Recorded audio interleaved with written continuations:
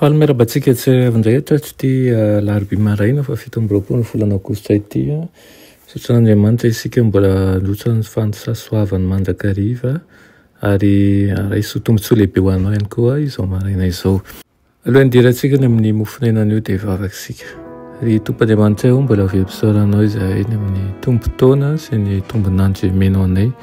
Saoranao ihany koa izay miaro anay amin'ny ratsy rehetra ary ihany koa mamposaka ny masom-panahinay mba takatra ny tianao lazaina ka tonga anay ho mpanjely satria ilay ny teninao izay amin'ity maraina ity ka mety izy ianao hiasa amin'ny fiainanay tsirairay avy amin'ny anaran'i Jesosy. Amen. Raha teny mofonenantsika androany dia manao fanompoana an'Andriamanitra ny fikarakarana ny tany. Nalaina amin'ny Ezekela 17:7 sy 8 manao hoe: izany voaloboka izany voavolo tao amin'ny sahatsara teo amoron'ny ranobe izy mba handratsana sy hamoa ka ho voaloboka tsara indrindra.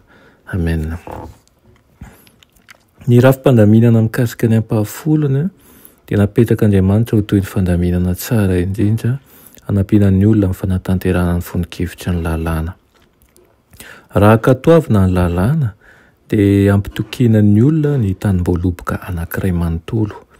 Natao hiara-miasa amin'Andriamanitra ny olombelona amin'ny famerenana ny tany marary ho amin'ny fahasalamana indray mba ho fiderana sy ho voninahitry ny anarany.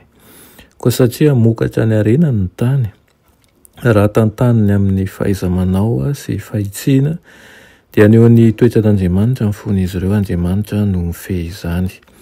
Ao amin'ireo lalàna nomen'Andriamanitra mikasika ny fikarakarana ny tany dia nanome fahafahana ny olona izy handresy ny fitiavan-tenan'izy ireo ka hanana ny toe-tsainy lanitra ho tahaka ny edena ho azy ny tany Kanana. Raha mankatoy ny ten'Andriamanitra izy, tanim-boaloboko ny tompo ny tany ary tokony ho tandremana araka ny planina izany. Ireo izay miasa ny tany dia tokony hatakatra fa manao asa fanompoana an'Andriamanitra izy.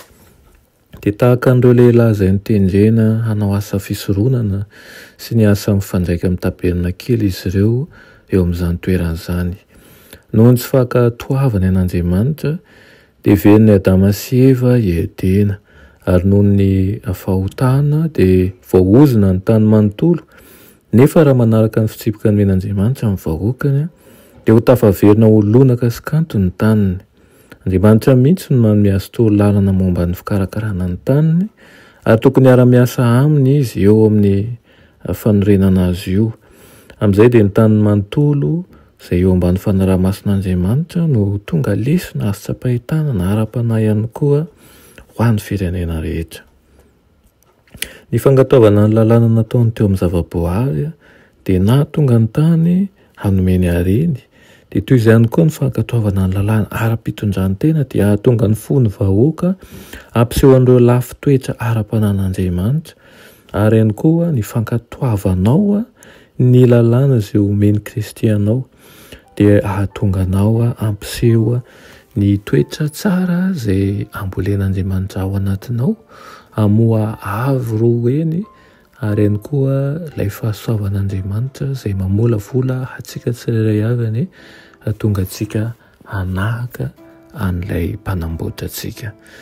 Dia engany ho fanompoana homban'ny fanatrehan'Andriamanitra tsany ao anatin'ny fahazotoana, ao anatin'ny fikirizana, ao anatin'ny fandalinana fatratra, indrindra ao anatin'ny fampiroboroboana, ny fifandraisana ety dia ety amin'Andriamanitra ny fiainantsika tsirairay avy.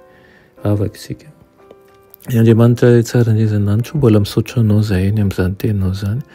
Dia mangataka aminao izahay mba ho tahaka an'izany tokoa tahaka an'ireo tany izay voakarakara ka mamokatra be ao amin'ireo izay namboarinao dia tahaka an'izany koa izahay. Ho lonaka ny fonay hanjaka ny teninao ka hamokatra be amin'ny fomba fiainanay andavanandro ka ho hita tokoa fa mpianatra ao izahay. Amin'ny anaran'i Jesosy. Amen.